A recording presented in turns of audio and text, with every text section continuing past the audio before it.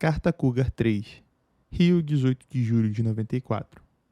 Prezados cotistas, o segundo trimestre de 94 foi marcado por uma alta volatilidade nos mercados acionários e tendência de queda nos índices causada principalmente por uma mudança de perspectiva quanto à possibilidade de uma vitória do PT nas próximas eleições. A real volatilidade fica disfarçada quando olhamos os resultados mensais de maio e junho, pois as grandes variações ocorreram dentro dos meses. Só para se ter uma ideia, o Ibovespa máximo do ano foi de 19,05 dólares em 11 de fevereiro, o mínimo foi de 9,85 dólares em 6 de maio, e o do final do período foi de 13,5 dólares. Dentro desse cenário, consideramos a performance do Cougar satisfatória. Apesar de termos experimentado nossa primeira variação negativa mensal, ainda fechamos o trimestre com uma rentabilidade positiva razoável.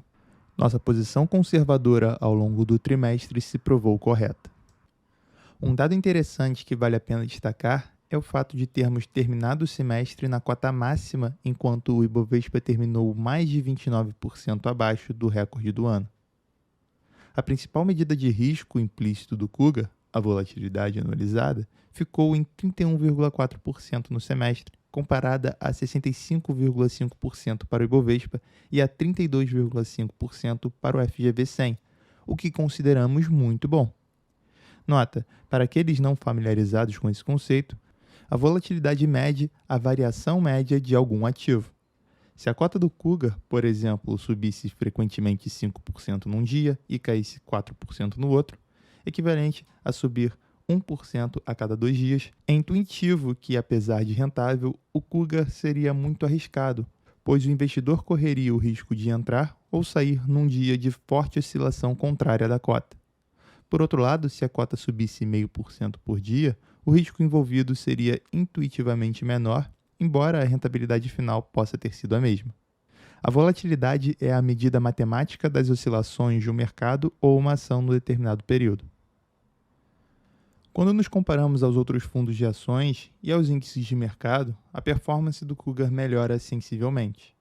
Dentre todos os fundos de ações que publicam suas cotas na Gazeta Mercantil e que possuem patrimônio acima de 500 mil dólares, para evitar comparações com fundos que possam, entre aspas, criar rentabilidade artificialmente, o Cougar ficou em terceiro lugar, com uma boa folga quando consideramos o período desde o início do Cougar, 1º de setembro de 93. Apesar de termos terminado o semestre na cota máxima em dólares já alcançada, não houve nenhuma cobrança de taxa de performance durante o último trimestre, dado que o indexador para a cobrança dessa taxa é a TR, cuja variação ficou acima do dólar desde a última cobrança em 17 de março.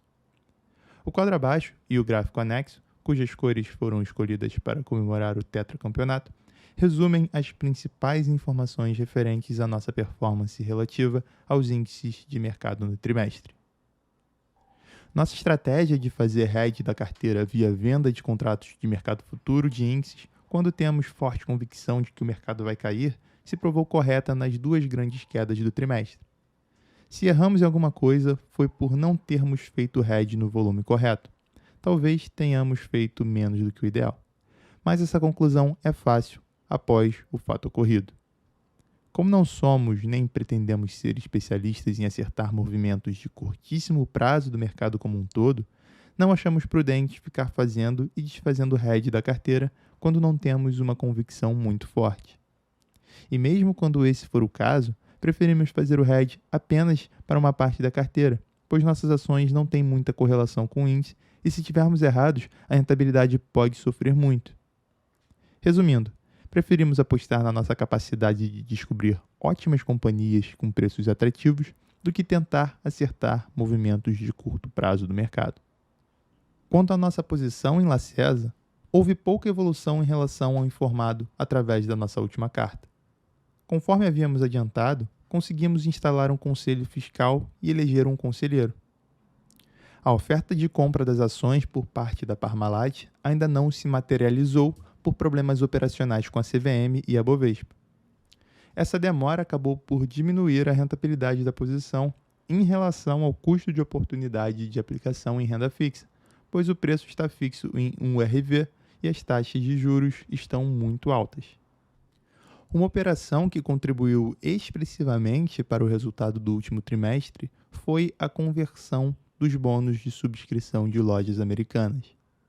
Os bônus, emitidos em maio de 93 e adquiridos em novembro pelo Cougar, representam basicamente uma opção de comprar ações de lojas por 3 anos a um preço de aproximadamente 14,03 dólares por lote de 1.000 ações. Ocorre que o preço de conversão ficava fixo em cruzeiros reais por todo o mês e, com inflação ao redor de 45% mensais em maio e junho, o preço de conversão efetivo acabou ficando em torno de 9,74 dólares por lote de 1.000. Nosso custo era ao redor de 1,95 dólares por lote de 1.000 bônus, enquanto o preço da ação permaneceu no intervalo de 24 a 27 dólares. A operação toda gerou um lucro aproximado de 900% em dólar sobre o valor aplicado nos bônus em 7 meses. Como o bônus praticamente não era negociado e a ação de lojas americanas subiu muito no último trimestre, boa parte dessa valorização somente se materializou nos 2 últimos meses do semestre. Vale notar que, como o bônus era extremamente líquido, somente conseguimos comprar um lote expressivo após vários meses de procura sem resultados e, mesmo assim, após interferirmos numa operação realizada quase às escondidas no horário do almoço na Bolsa do Rio de Janeiro. O trimestre que se inicia vai ser marcado mais do que nunca por fortes oscilações, seguindo as tendências das pesquisas eleitorais. O bom início do Plano Real e a consequente reação positiva da candidatura FHC, juntamente com os primeiros tropeços do PC, nos tornaram mais otimistas em relação ao comportamento esperado para o mercado acionário nos próximos 30 dias. Qualquer prognóstico para um período mais longo é ainda muito temerário, dado que nos próximos meses o maior condicionante para a evolução das bolsas é o cenário político, fator que não pode ser ignorado mesmo por quem tenha uma visão de longo prazo como a nossa. Dentro desse enfoque, aumentamos a participação de ações da chamada segunda linha nobre da carteira. São companhias cujo risco embutido é relativamente pequeno, mesmo em situações de crise que potencialmente possam surgir caso Lula vença as eleições.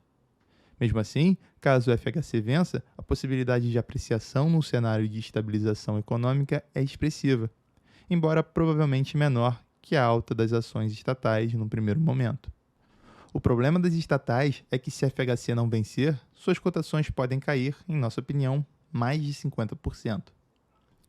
Fazendo uma analogia com a Copa do Mundo, em situações de incerteza como as próximas eleições presidenciais ou as fases eliminatórias da Copa, preferimos adotar uma tática conservadora como parreira e eventualmente vencer o campeonato a arriscar um jogo ofensivo demais e sofrer uma derrota inesperada. Dínamo Administração de Recursos Limitada.